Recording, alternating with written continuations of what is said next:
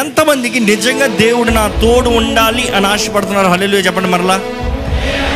నేను చేయన ప్రతి పనిలో సఫలత చూడాలని ఆశపడుతున్నాను అన్నారు. హల్లెలూయా చెప్పండి.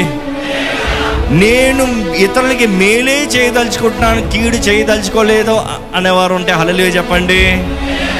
దేవుని ఆత్మ పరిశుద్ధాత్ముడు మనలో ఉన్నదప్పుడు, సమాధానకర్త సమాధానకు అధిపతి యేసుప్రభు మనలో ఉన్నదప్పుడు మన జీవితం బలవంతులుగా, స్ట్రిక్ట్ ఫాస్ట్ అంటే నిబ్బరముగా, ధైర్యముగా ఉంటామంట.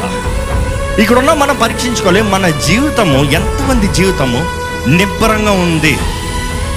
నిబ్బరం అన్న మాట చాలా మందికి అర్థం కాకపోతే, పరిస్థితులు ఎలాగ ఉన్నా సరే మనం బెదరని వారుగా, పారిపోని వారుగా, మనుషుల వైపు అయ్యా అనేవారిని కాకుండా ధైర్యముగా నా దేవుడు ఉన్నాడు, లేకపోతే దేవా ఏం చేయమంటావు అనే జీవితాన్ని జీవిస్తున్నామండి.